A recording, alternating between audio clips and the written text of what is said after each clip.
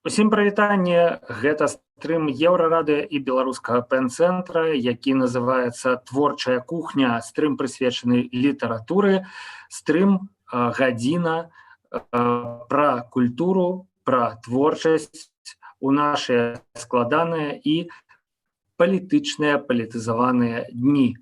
Але сёння у нас, канешне, размова будзе вельмі блізкая да таго, што адбываецца, нягледзячы на тое, што яна прысвечаная эсэ, культоваму эсэ, якое напісана 100 гадоў таму. Сапраўднае прозвішча Канчэўскі напісаў эсэ «Адвечным шляхам», якое, у прынцыпе, не бракуе перачытаць беларусам сёння, перачытаць і падумаць пра тое, што там напісана. Менавіта гэта мы і будзем абмяркоўваць сёння ў творчай кухні, таксама творчы метад Ігната Абдзіраловіча і шмат што іншае. З намі на сувязі Андрэй Антонаў, біёграф, філосафа, беларускага філосафа Ігната Абдзіраловіча. Прывітанне, Андрэй. Прывітанне, Павел. Можна сказаць што-небудзь, каб мы зразумелі, што вы на сувязі, што вы нас чуеце, што мы вас чуем, і гэта класна. І Марыйка Мартысевіч, беларуская паэтка, медыа-менеджерка, таксама у нас удзельнічае ў стрыме, спецыялістка па Ігнаце Абдзіраловіча, падзеліцца з навінамі. Па спецыялістах па Ігнаце Абдзіраловіча. Спецыялістка па спецыялістах па Ігнаце Абдзіраловіча, і гэта, насамрэч, недрэнна і вельмі добра. Рады вас усіх бачыць і чуць, сябры. Андрэй, першае пытанне ад мяне да вас. Вось постаць Абдзіраловіча, яна вельмі непапулярная сёння. Яго не праходзяць, як мне здаецца, у школах, яго няма ў праграме, яго няма ў нейкім агульным дыскурсе, нават такіх адукаваных,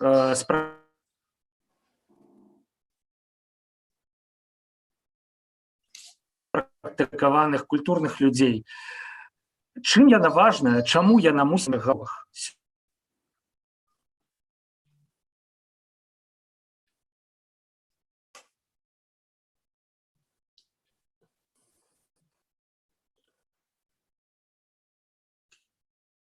Я не ведаю, ці ідзе эфір, ці я ў гэтым эфіры. Ідзе, просто, Павел, у мяне асабіста Павел завісае. І мне таксама. Але давайте я тады, у прынцыпе, як бы сказаць, гэта пакіну наш эфір, таму што сапраўды перадам бразды праўлення каму-небудзь іншаму. Добра, давай я, напэўна, правяду эфір, тым больш, што, мне здаецца, мы все разумеем, што хоць літаратары і журналісты, як мы з табой на нашым самым першым эфіры жартавалі, то побач, то поруч 1-0, але сёння, на жаль, мы павінны трымаць журналісцкую супольнасць у атацы, которая адбылася, і Павел, я думаю, што ў самых гушчы падзеяў. Вось, таму я думаю, што дзякуй вялікі за магчымасць нам пагутарыць. Мы самі даму рады з нашым эфірам, Павел. Да пабачэння. Вось, плёну вам поспеху у камандзе Еўрарадыё. Шановныя гледачы, так, я пераняла ад Паўла мадэрацыю. Я цяпер буду задаваць пытанні Андрэю. Больш за тое я скажу, што я ініцыявала менавіта гэтую нашу сустрэчу, таму што для мяне, напрыклад, нягледзячы на тое, што я выпускніца беларускага калегіума, дзе творчасць Ігната Канчэўскага — гэта цэнтральная філасофская дактрына пачатку 21-го стагоддзя, я пра яго ведаю вобмаль. І не таму, што я не чытала ці не рыхтавалася, а таму што, в прынцыпе, да сёння гэта ўсё яшчэ загадкавая, таямнічая для большасці адукаваных нават у Беларусі людзей постаць. І таму менавіта вельмі хацелася б зазірнуць на творчую кухню ў Вільню, менавіта да Андрэя Антонава, які акурат з нас усіх, можа быць, з усіх беларускіх пісьменнікаў найбліжэй да гэтай спадчыны, і з самага пачатку, з 80-х, в прынцыпе, спрычыняецца да яе аднаўлення, адраджэння і вяртання у публічны абсяг беларушчыны. Па-першае, я хочу таксама сказаць, што Чаму менавіта у траўні мяне цікавіць Канчэўскі, таму што у канцы 2020 году разам з шэрагам беларускіх маладых літаратараў, мы называем сябе міленіялы, як бы паміж бумерамі і зумерамі, такі прымасціліся, мы вырашылі заснаваць такую кніжную серыю, якая атрымала назву «Градус», яна будзе выходзіць у выдавецтве Сметра Коласа, і яе канцэпцыя – гэта новы канон літаратуры на беларускай мове. Мы проста будзем выдаваць кніжкі, которые лічым вартымі прачытання па-беларуску ў гэтай серыі. І відавочна адна рэч, што ў 21 годзе, на 100годдзе напісання Канчэўскім эсэ «Адлечным шляхам», невялічкага, але вельмі важнага тэксту, гэты тэкст ляжыць толькі ў інтэрнэце на сайце беларускай культуры, але людзі не могуць прыйсці ў кнігарню і набыць яго, як у кожнай краіне адбываецца самым галоўным тэкстам, які, напрыклад, з маленькім прынцам Антуан де Сент-Экзюпері вы заўсёды можете прыйсці ў французскую любую кнігарню і купіць асобнік. У Беларусі Канчэўскі яшчэ не атрымаў такога шанавання, і таму мы вырашылі проста перавыдаць кніжку і прынцыпова у цвёрдай вокладцы, таму што гэты аўтар, нам здаецца, заслужыў добрага выдання. І вось сёння на сайце тэхналогіі онлайн-краме стартавала перадзамова на выданне кнігі, якая вось выйдзе друкам. Гэта першая крыніца, фактычна. Мы проста перапісалі тэкст з выдання 21 году, якое зрабілі беларусы ў Вільні. І таму я заклікаю вас чытаць гэту першую крыніцу, калі вы ніколі не чулі пра Канчэўскага, і даведвацца пра яго філасофскую думку. Вось менавіта да Андрэя я хацела б звярнуцца з вельмі вялікім колькасцю пытанняў, якія мне накапіліся, і заўсёды выкарыстаць магчымасць як бы для сябе штосьці даведацца, і заадно мы адукуемся разам, можа быць, з нашымі чытачамі. І таксама я запрашаю вас засылаць у наш YouTube-канал пытанні найперш да Андрэя. Я, конечно, таксама адкажу на пытанне пра кніжку, але мне здаецца, што трэба скарыстаць магчымасць нашага зуму, тым больш, што Андрэй Антонаў рэдка выходзіць у космас з сваёй капсулы літаратара і мастака. Вось, і акурат гэта добрая нагода пагаварыць, можа быць, пра беларусаў Вільні, але менавіта і пра Канчэўскага. Маё першае пытанне, Андрэй. Яно будзе пытанням, якое б задала дыспетчерка кол-цэнтра. Як да вас звяртацца? У 90-е гады вас многія ведалі як аўтара «Нашанівы», который пісаў пад псеўданімам Андранік Антанян. І раптам вы выступаеце ўжо пад такім славянскім іменем у 21 стагоддзе. Раскажыце, як адбылася такая персанальная змена і што хавалася за гэтым псеўданімам? Можа быць, для тых, хто не ведае, я, напрыклад, не ведаю. За гэтым псеўданімам нічога не хавалася. Ён пачаўся ад подпісу Андранік. Гэта маё хатняе імя. Я часткова я мяшанец армянска-беларускі. Гэта да пэўнага моманту я не заўважаў, але нейкі час у падлеткавым узросце гэта паціху пачало з мяне лезці. Я не меў ніякіх кантактаў шчыльных з армянскай культурай. Я рос амаль звычайным беларусам, але потым гэта з цябе пачынае лезці, і спачатку ты з гэтым змагаешся, а потым пачынаеш гэта ўспрымаць як частку сябе. Антаняна прыпісаў ужо Сергей Іванович Дубалец. Друкаваўся нейкі вялікі мой тэкст, і подпісу Андранік ужо не хапала для жанру сюжэту, для жанру газеты «Нашаніва», бо містыфікацыі, такая гульня з чытачом была адным са складнікаў шарму гэтага выдання. Адным з, таму што тых складнікаў было вельмі шмат.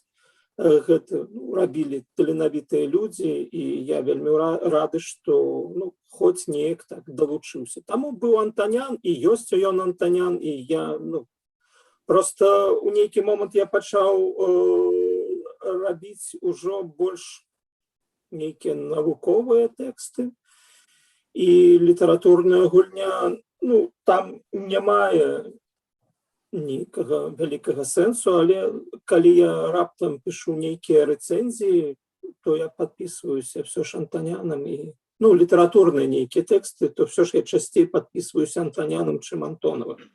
Это, ну, такая Гэта класна. пазбежная. Я вельмі люблю гісторыі падвойнай ідэнтычнасці і таго, як гэта праяўляецца ў людзях у розныя гады. Вось, і, дарэчы, вот віленскі ёсць анекдот, напэўна, часоў менавіта Канчэўскага пра братоў Івановскіх, з якіх адзін пачуваўся беларусам, адзін літоўцам, адзін літовісам, адзін палякам, і маючы пры гэтым тых самых бацькоў. Ну, то бок гэта было пра... Тых самых бацькоў, і яшчэ яны былі фольксдойче да ўсяго. Маці была немкай, і іх кар'ера у часы вайны, яна звязана менавіта з гэтым момантам. Так што... Ну, мы зараз гаворым пра іншых братоў, пра іншых беларусаў. Так. І я хачу, зноў жа, працягнуць пытанне, якое не змог задаць нам Павел Свердлоў, але мы з ім супалі, ў прынцыпе, у тым, што мы хочам даведацца. Я хацела б вас папрасіць зараз паспрабаваць вельмі каротка, можа быць, пару хвілін, уявіце сабе людзей, якія ніколі не чулі гэтага імені, яны беларусы, яны чытаюць па-беларуску, але пры гэтым яны абсалютна упершыню чуюць пра існаванне такога пісьменніка Ігната Абдзіраловіча, Ігната Канчэўскага. Можаце вось расказаць, хто ён такі? Хто такі Ігнат Канчэўскі? Ігнат Канчэўскі – гэта беларускі пісьменнік, які пакінуў вельмі маленькі, але вельмі плотны корпус сваіх тэкстаў. Гэта эсэ і 1,5 десятка вершаў, так? Ну, я ўжо на памяць не памятаю, колькі іх рэальна захавалася. 11. 11. Ну, мы налічылі 11 у нашым перавыданні. Можа, 12 дзе ёсць. Ён публікаваўся па, значыць, ну, 2 псеўданімы дакладна. Пра падвойную ідэнтычнасць там ужо патройная. Гэта Ігнат Канчэўскі, Ігнат Абдзіраловіч і Ганна Голубянка. Ёсць 2 тэксты, якія я лічу, што яны павінны ўвайсці і быць, і яны ёсць у гэтым каноне беларускай літаратуры і беларускай культуры. Гэта эсэ «Адвечным шляхам». Для мяне гэта вельмі пазітыўны тэкст, які кажа, што ну, з яго я вынес асноўная думка, што творчасць – гэта грунт, падмурак усяго таго, што мы робім, і творачы, ну, руйнуеш, і руйнуючы творыш. Гэта, ну, вельмі, нібыта все вельмі проста, але тэкст вельмі тэмпераментны. І другі верш, які я лічу, ну, мусіць быць у школьнай праграме, прынамсі, гэта верш «Мы разам». Ён пражыў вельмі кароткае жыццё. Здаецца, на маёй памяці я не магу вспомніць другога беларускага літаратара, які нарадзіўся ў Вільні і памёр у Вільні. Звычайна гэта. Нейкім дзіўным чынам ён не трапіў у канон, ні заходнебеларускі, ні усходні. Ну, усходнебеларускі ён трапіў ужо як забаронены твор у 30-е гады. Ён не трапіў чамусьці ў канон заходнебеларускай літаратуры. Віленскае беларускае кола пра яго не, ну, ведала вельмі, ну, ведалі пра брата Арсеня Канчэўскага, які пахаваны ў Менску, а пра старэйшага брата не ведалі. І ягонае адкрыццё звязана з працамі 70-х гадоў. Гэта Владзімір Каліснік. І ён таксама ягонае ён не публікаваў, але гэта, ну, былі ўзгадкі як чалавека, які троху быў вядомы у коле сацыял-рэвалюцыянераў, левым коле віленскага, беларускага андэграунда. Не толькі беларускага, это просто быў левы андэграунд, і шэраг беларусаў там адыгрывала даволі важныя ролі. І ось яго як прыцягнуў для карціны, для паўнаты карціны, як брата Арсеня Канчэўскага, гэта малодшы ягоны брат. І так патроху пайшло-паехала. Пачатку 90-х выйшла першае ягонае, другое пасля 21-го году асобнае выданне, і патроху пачало круціцца. Андрею, у меня аккурат хочу тут перапыніць крыху вось наконт 80-х, 90-х. Здаецца, вы былі тым беларусам, які свядома пераехаў у Вільню акурат 80-е. Не, я пераехаў, я прабачаюся, значыцца, каб не было блытаніны, значыцца, я в Вільню пераехаў несвядома, не ў 80-е, я пераехаў у 93-м. Несвядома. Так склаліся абставіны, я не вельмі замарочваўся. Просто я хацеў пераводзіцца з Масквы, і у Менску мне неяк не вельмі спадабалася. Быў варыянт з Магілёвам, і перад гэтым варыянтам, як ехаць у Магілёў, я паехаў разам з сябрам у Вільню, і неяк тут нечакана даволі паступіў у педагагічны універсітэт. Так склалася. Ясна, то гэта абставіны. Але зноў жа вы такі рэзідэнт, беларускі рэзідэнт у Вільні, і мне акурат вось цікавы момант. Вы сказалі, пашло-паехала, вось што ў гэтым пашло-паехала? Вось акурат Ігор Бабкоў у красавіку, траўні зараз часта згадваюць Абдзіраловіча, таму што вось стагоддзе эсэ, і Бабкоў апісвае, як Алесь Беляцкі калісьці прынёс кудысьці у часопіс, прынёс гэтыя вось аркушыкі з адвечным шляхам і сказаў Абдзіраловіч, але ніхто нават не зразумеў, пра што гаворка, што гэта за твор. Вось як, як яго паднялі з небыту? Потому что одна рэч напісаць, а іншая рэч прачытаць. Тое самае, як вось у мяне такая асацыяцыя філалагічная вучнёўская са словом пра паход Ігоравы, так, который таксама быў занядбаны, пакуль яго не прачыталі ў 19 стагоддзі, фактычна. Гэта тонкае параўнанне, таму што я па гэтым... Допустим, што гэта быў арыгінальны помнік, сапраўды, што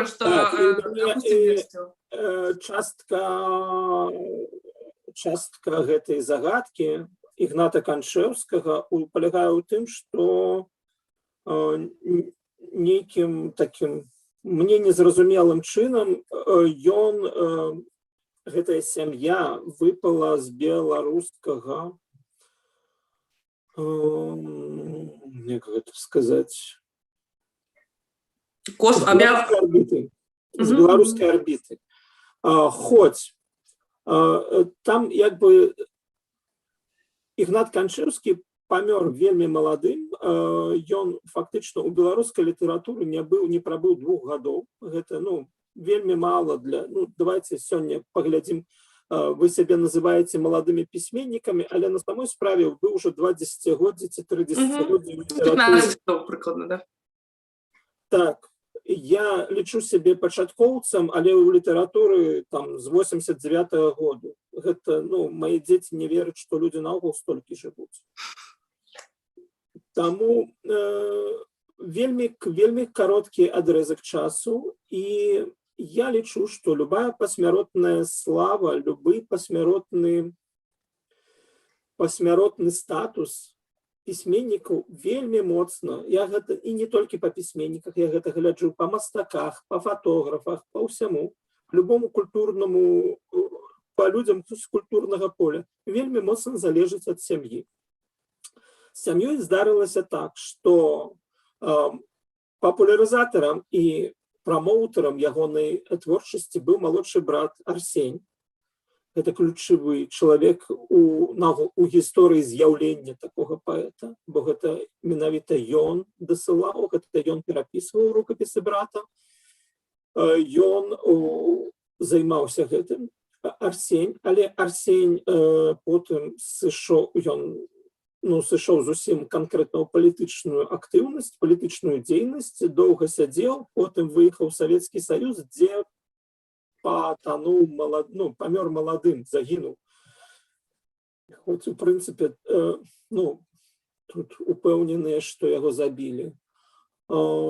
Засталася жонка і дачка, але жонка і дачка выехалі. Яны выехалі адразу пасля смерці Ігната ў Варшаву. Арсеня, пасля смерці Арсеня. Пасля смерці Ігната. Ігната, в сэнсе, дачка і жонка і дачка Ігната засталіся, і яны адразу аддаліліся ад сям'і і зніклі з далягляду. Яны не з'явіліся, яны парвалі стасункі з сям'ёю яшчэ да Другой сусветнай вайны. І, калі гэтыя людзі не займаюцца, хто будзе займацца тваёй прамоцыяй? Да ніхто.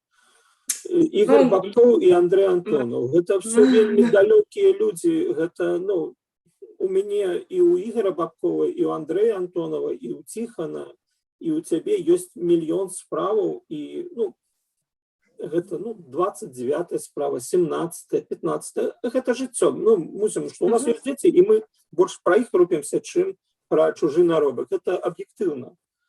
Так што вось так не пашанцавала чыста біялагічна, я б сказала.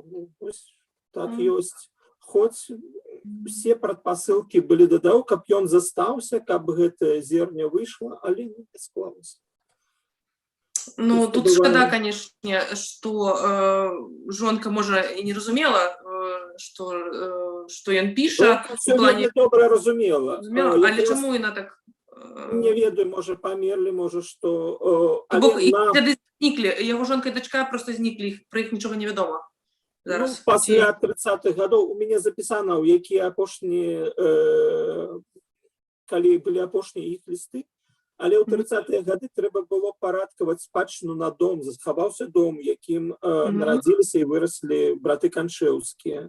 І трэба было, там памёр нехта з бацькоў, здаецца, бацька, і трэба было парадкаваць спадчыну, і яны ўжо не з'явіліся. В сэнсе, да таго не было нейкай сувязі, але ўжо іх шукалі праз, все роўна, натарыят шукае спадкаемцаў. Зразумела. То бок, правильно я разумею, што, ў прынцыпе, Ігнат Канчэўскі застаўся для нас аўтарам адвечнага шляху, эсэ адвечным шляхам, і менавіта, прабачце зноў за такую раптоўную спантанную асацыяцыю, гэта такі крыж Ефрасіні Полацкай, так, которая сабе зрабіла гэты крыж, замовіла, напісала на ім пра Ефрасіню, і цяпер, фактычна, ён застаўся помнікам яе дзейнасці такой, і адвечным шляхам, калі б не гэты тэкст, проста не тое, што там напісана, так, вось. І для мяне гэта таксама такая гісторыя, што літаратура яна перамагае, урэшце рэшт. Так. Для мяне гэта таксама вельмі пазітыўна. Яшчэ магу сказаць, што даклад адвечнага шляху, так, ён быў надрукаваны ў 21 годзе.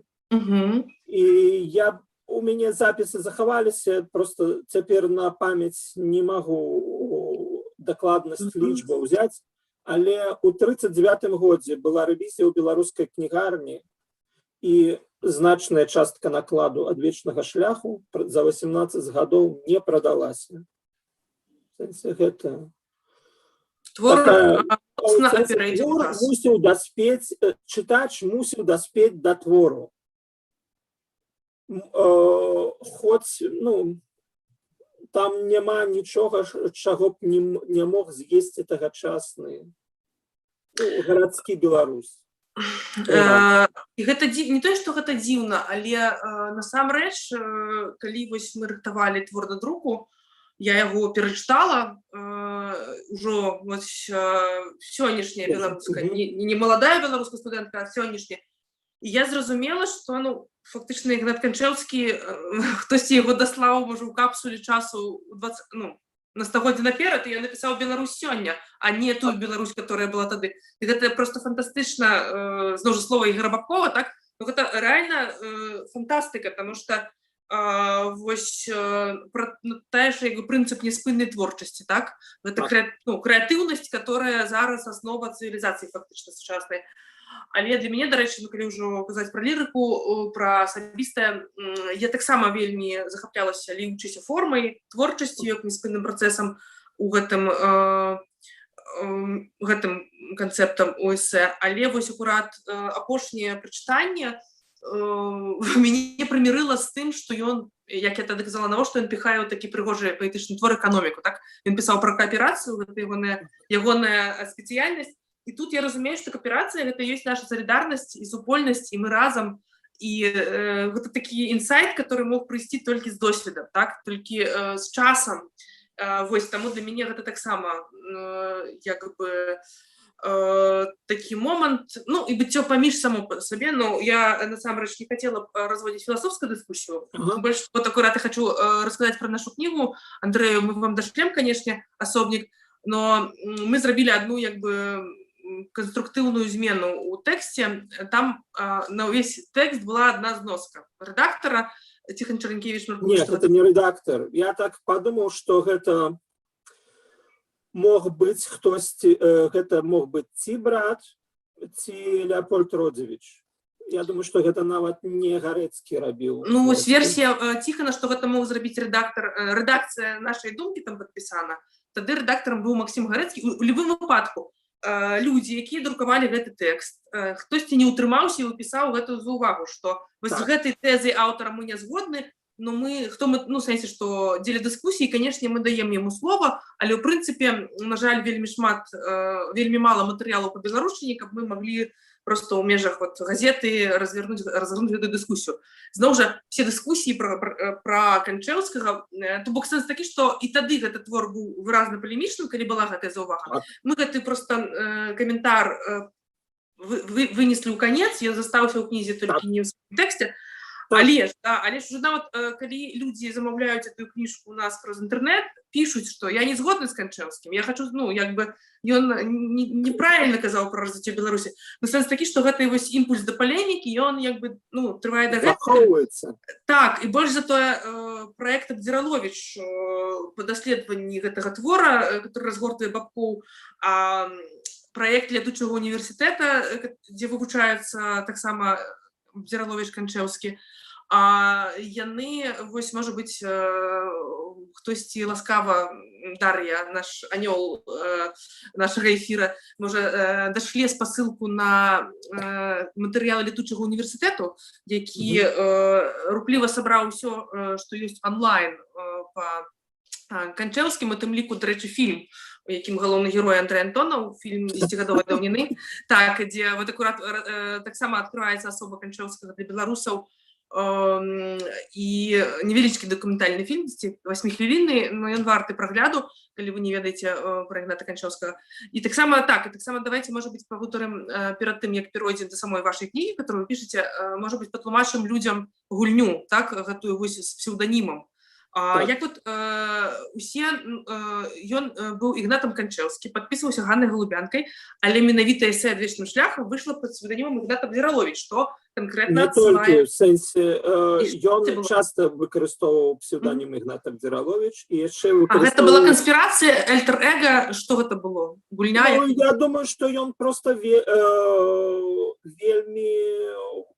уражаны быў творам Максіма Гарэцкага «Дзве душы», і штосьці з героя, нейкая рыса, яму запала, ніякай канспірацыі. З псеўданімам Ганна Галубянка все яшчэ больш складаней.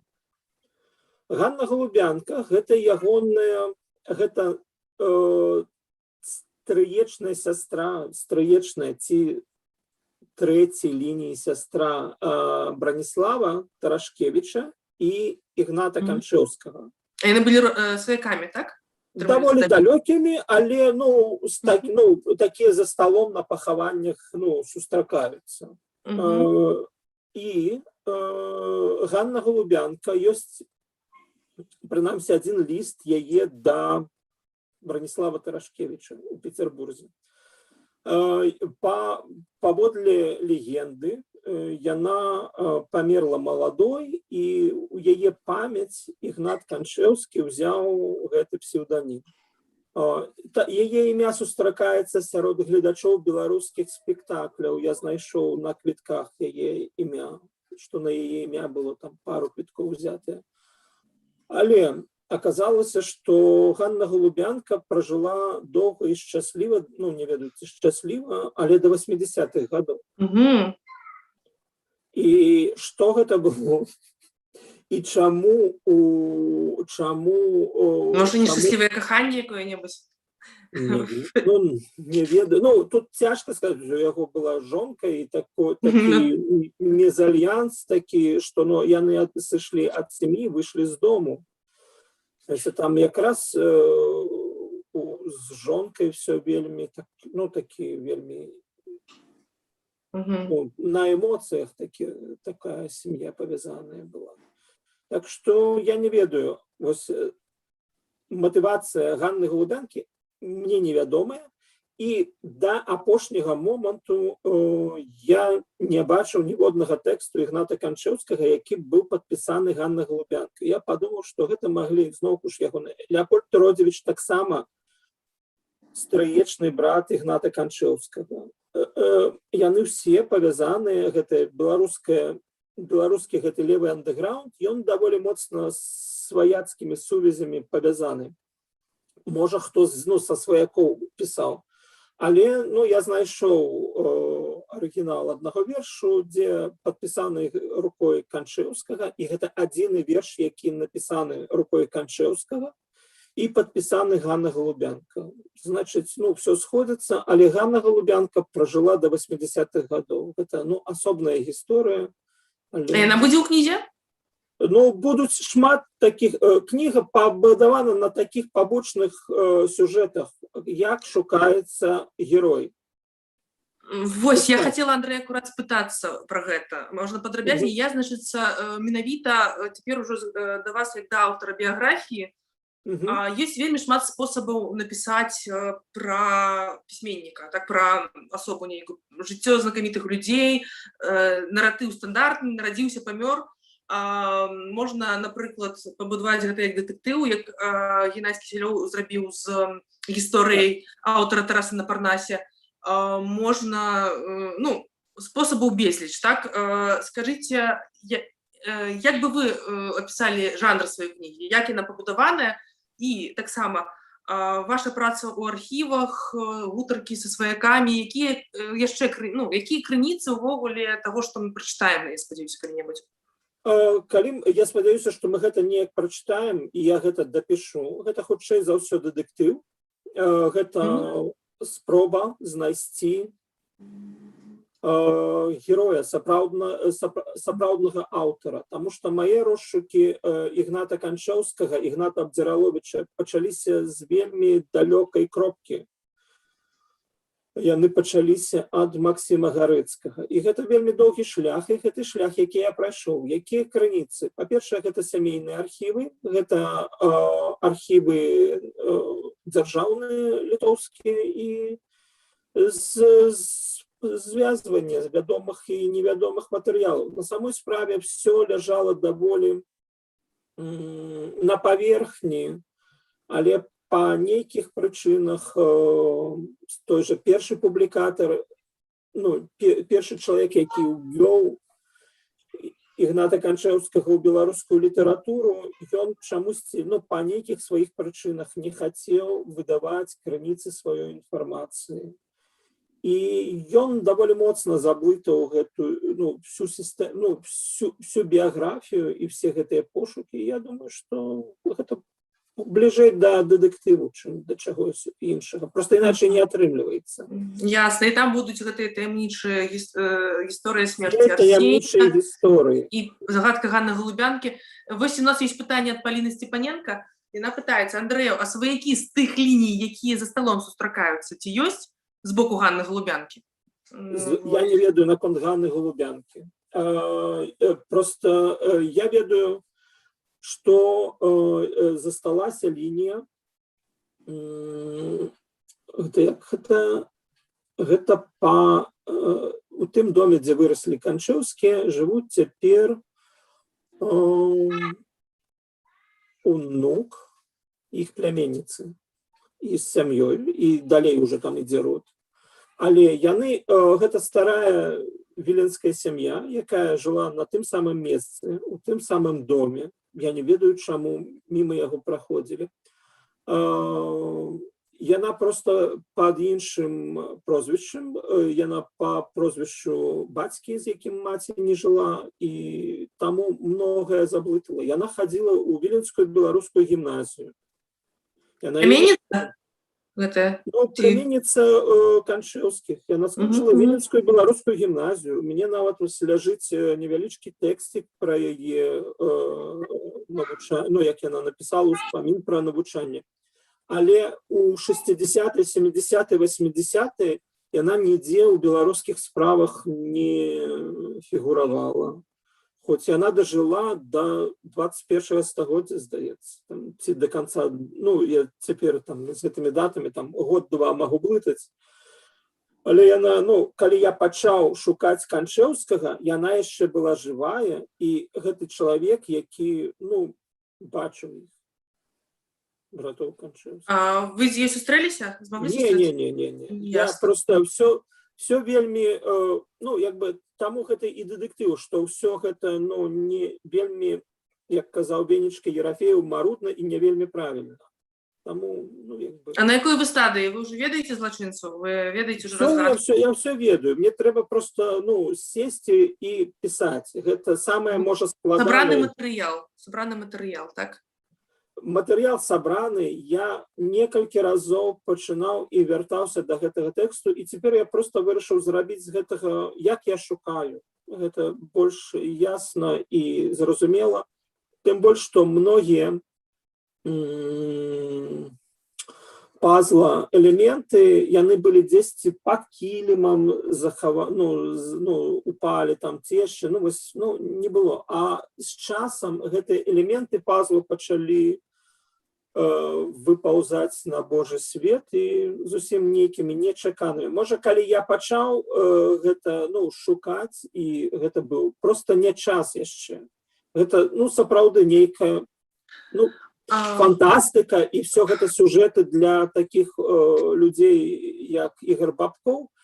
Але сапраўды, все пачало прыходзіць значна пазней, чым мы пачалі там шукаць. Я хочу нагадаць, што мы яшчэ чакаем ваше пытанне, калі вы хочаце нешта спытацца у Андрэя. А я хацела акурат маё пытанне наконт гэтых архіваў і пазлаў. Літаральна на гэтай тыдні просто ў Фейсбуку гісторыкі, гэта Ігор Барынаў з Расіі і грамадзянскі гісторык Александр Горны, яны фактычна за апошнія месяцы знайшлі ажно 2 фотаздымкі Канчэўскага у здаецца, у расійскім універсітэцкім архіве. І яны пра тое самае пішуць, што, як вы кажаце, што гэта все лежала на паверхні, і людзі амаль не цікавіліся. І не толькі Канчэўскім. Атрымліваецца проста, што беларусам не была патрэбна беларушчына, і раптам сёння гэтыя знаходкі проста фантаніруюць. І гэтыя фотаздымак, который з плямай сурдутнай, і літаральна яшчэ адзін знайшлі, літаральна новы фотаздымак. Так. І мне хацела удакладніць. Я думаю, што... Яны пішуць, што упершыню стала вядомая дата яго нараджэння, 9 красавіка па новым стылі, а 28 красавіка па старым. Гэта праўда, ці вы ведалі раней? Ведалі? Не. Вядомыя ягоныя метрыкі ёсць. Божа, захавалася дамавая кніга, гэта, прынамсі, у Вільні, вельмі важны дакумент, і ў сувязі з тым, што дом не пераходзіў з рук у рукі, гэтая кніга на руках, і там, нават ёсць, пазнакі па часу мы можам, знайсці, у які дзень ён начаваў у гэтым доме, а ў якім не начаваў. Цікава. Пытанне такое ад Паліны зноў, а які адрас віленскага дома Канчэўскіх, дзе ён знаходзіцца? Руту 4. Руту 4, гэта, я проста не ведаю Вільні. Гэта Антоколь. А на Антоколі. Так. Такі раёнчык зялёны на прыгарадзе, так, недзе, да? Гэта калісьці былі манастырскія землі, і людзі, якія мелі нейкія ўзаемадачыненні з інстытуцыямі праваслаўнымі, маглі неяк атрымаць зямлю пад будаўніцтва, і бацька Канчэўскіх там пабудаваўся. А вось я хацела, дарэчы, спытацца, мы кажам пра яго нашчадкаў зараз і пра сям'ю, сваякі, которые будуць фактычна ў яго доме. Гэта таксама унікальна, што звычайна мы маем справу, рэдка маем справу з часу. Таму гэты дэтектыў цікавы. Так. І пытанне, а ці вядома пра далёкіх прэдкаў, пра паходжанне Канчэўскіх, адкуль яны шляхта? Так, все вядома. Так. А адкуль яны ўвогуле? Якога гербу? Не, там гербаў няма, і яны проста там гарадскія жыхары, трэба глядзець уважліва. Сям'я, якая там, яны заняліся гэтай ўсёй, як гэта сказаць, радаслоўнай, я ў яе не вельмі моцна зазіраў. Яны прыехалі з усходняй часткі сучаснай Беласточчыны. Гэта, але гэта у Вільні яны жылі там з сярэдзіны 19 стагоддзя, гэтая сям'я, і яны гарадскія працы. А адкуль тады, як у іх спрадзілася беларуская ідэнтычнасць? Это просто павеў часу? Гэта нейкі праява часу, а можа, тэксты, ты бачыла, і я бачыў тэксты, і што Арсеня, што Ігната, ёсць яшчэ частка. Яны даволі грамотныя. Арсень пісаў дамоў, калі сядзеў у турме, па-беларуску жорстка. Я не ведаю, гэта...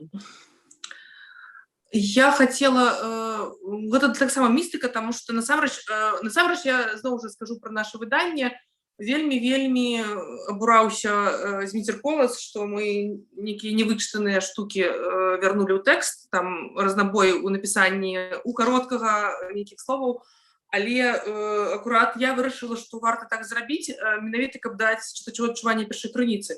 І больш за тое, я думаю, што і Канчэўскі, як разумны чалавек, ён абсалютна не супраць быў бы пра 100 гадоў мець версію адаптаваную да сучаснай мовы беларускай, і таму я шчыра заклікаю усіх, хто нас чуе, выдаўцоў, рэдактараў, актывістаў, паглядзець на гэты твор не як на нешта закончанае, а менавіта як на няспынную творчасць і адаптаваць яго, можа быць, для сучаснага чытача.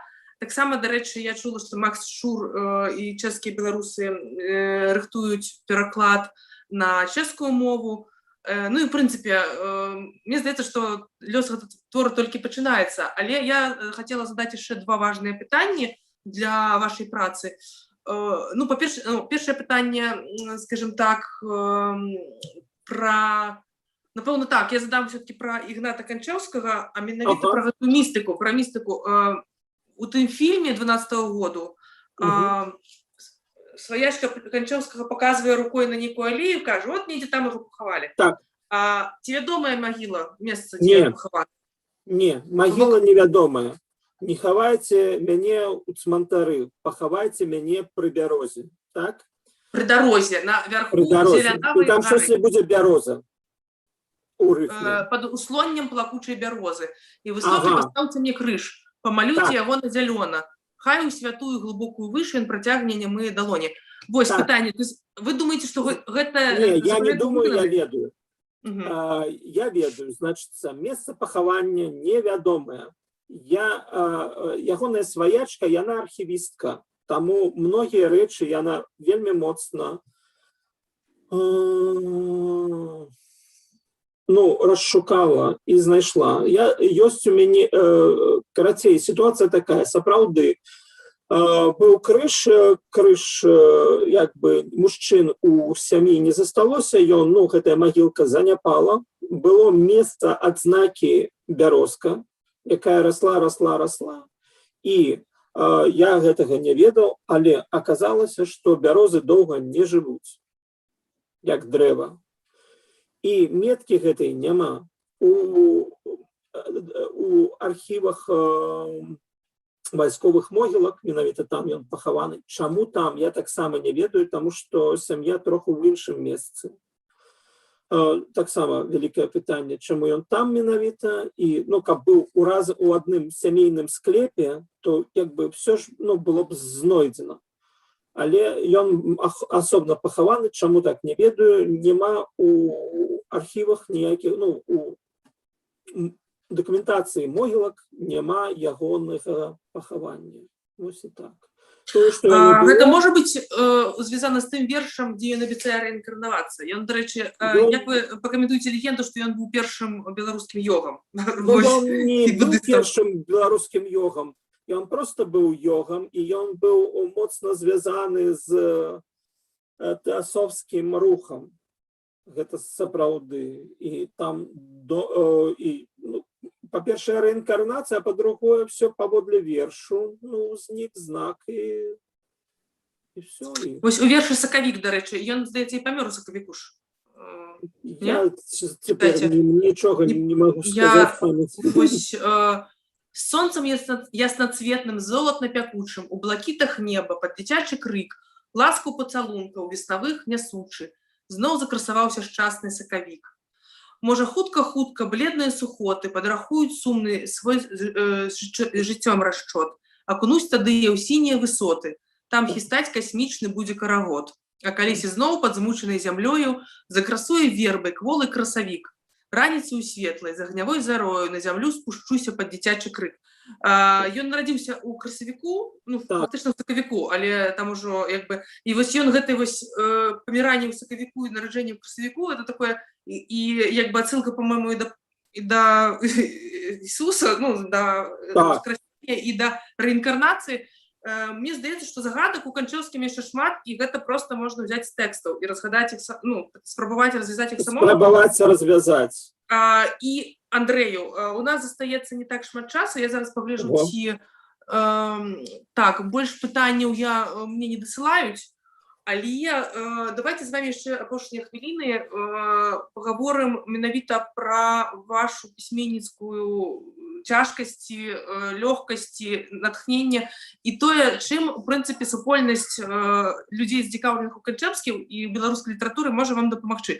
Можа, не знаю, можа вам стаяць там, абмахваць вас ручнічком, каб вы пісалі камфортней, ці што вам трэба як аўтару? Таму што мне здаецца, што гэтая кніжка была б чаканаю і рэальна рэвалюцыйную для беларускай літаратуры. Я спадзяюся, што гэта будзе прынамсі цікава, таму што тое, што я рабіў раней, яно было плюс-мінус цікава, але у нейкі момант я страціў выразную матывацыю займацца такімі літаратуразнаўчымі, гістарычнымі розшукамі, таму што гэта...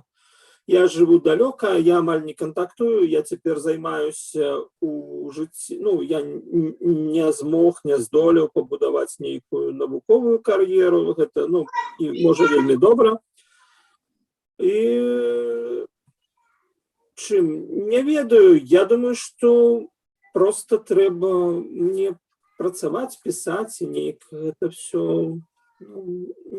я просто цяпер такі вельмі зручны час, вельмі добры, я апошнія гады займаюся больш фатаграфіяй, я як куратар выступаю, а цяпер у нас прынамсі вельмі моцнае абмежаванне на падобную дзейнасць выставачную, і таму я маю час вольны на Коронавірус запусціў вас як пісьменніка, зноў перазапусціў. Як бы так, бо ты не можаш, фотограф, куратар мусіць рабіць выставы, а калі ты іх не можаш рабіць, ты мусіш штосьці іншае, маляваць, не ведаю, пісаць. Ясна. Я не ўмею. Я хацела яшчэ, у мяне такая вар'яцкая ідэя ўзнікла, я сапраўды вельмі полюбіла з самага пачатку, калі пачытала вершы Канчэўскага, і цяпер сабраныя пад адной вокладкай, яны, для мяне гэта такая сугестыя, і вось такая вар'яцкая ідэя ўзнікла. Я забыла гэтае слово грэцкае, А як вы думаеце, як паставіцца мэрыя Вільні, калі вось беларусы прыедуць і на нейкай гары пасадзяць бярозку, а побач паставяць зялёны крыж, пафарбаваны на зялёна. Акурат праз 2 гады, у 23-м годзе будзе 100годдзе смерці, і можа быць такі помнік сімвалічны. Можа, ці вы чакаеце нейкай містыкі, што магіла знойдзецца? Як вы думаеце? Па-першае, ну, плюс-мінус месца магілы, там, дзе показала Тамара Юстыцкая, яно там. Можна, як, напрыклад, з Францішкам Аляхновічым, сімвалічнае пахаванне. Там, ну, цяпер шмат кантраверсіяў, аказалася, што там з дакументацыяй не ў парадку, але тым не менш все будзе, ну, я думаю, все будзе нармальна, хоць не ведаю як. У прынцыпе, можа, мэрыя Вільні, чаму не, ёсць гэтыя беларускія арганізацыі, той жа Віленскі беларускі музейчык, таварыства беларускай культуры, хоць ім, ну, у таварыстве беларускай культуры той Канчэўскі, можа, не вельмі актуальны аўтар, але все роўна ж, гэта ж разметка прасторы, яны, думаю, толькі забудуць, а для мэрыі, ну, няма праблем, гэта дрэва, бярозка. Мне здаецца, што гэта акурат... Я б садзіў дуб на самой справе, таму што з бярозкамі справа такая, што яны доўга не жывуць. Ну, прынамсі, трэба вельмі кваліфікаваны дагляд. Мне так растлумачылі, і, ну, я б садзіў што іншае. Ну, вот толькі вось адно. Ну, тут, як бы, з вельмі, можа, слову, не вельмі добра выкідаць, но насамрэч гэта такі... З майго боку, гэта толькі такая романтычная ідэя. Мне здаецца, што таксама павінен прыйсці час, і беларуская супольнасць мусіць даспець да таго, да адкрыцця, поўнага адкрыцця Ігната Канчэўскага. Ну, у нас застаецца літаральна 3 хвілінкі. Так, дзякую вам вялікі за гутарку. Можа быць, у вас таксама ёсць нейкія пажаданні да творчай кухні, да пэн-цэнтра Еўрарадыё? Так і я ж такі, ну, вось, я з самога дзяцінства, што ты хочаш, ну, якія пажаданні? Няма, не, мяне все, ну, як бы, да, нормально. Тады я дзякую... І я дзякую за Так, я дзякую Андрэю яшчэ раз за гутарку. Я зычу вам плёну, я знаю па сабе, што сабрацца і сесці напісаць кнігу — гэта самае цяжкае ў пісьменніцтве. Я зычу вам гэтага волі, натхнення, вольнага і магчымасці да творчасці, таму што мне здаецца, што адкрыццё біяграфіі жыцця Канчэўскага гэта адна з важных задач таксама беларускай супольнасці літаратараў. Вось, і канешне, зноўку заклікаю чытаць «Адвечным шляхам», канешне ж, у нашым перавыданні у выдавецтве «Колас» у серыі «Градус». Гэта была творчая кухня, якую я правяла разам з Андрэем Антоновым, без, на жаль, Паўла Свердлова, які мусіў адысці па журналісцкіх пытаннях наш сумны трывожны час. Заставайцеся з нашымі эфірамі. Чакаем новых цікавых суразмоўцаў на гэтай кухні. Каранавіруснай кухні, так. Уже каранавірус скончыўся, творчасць працягваецца.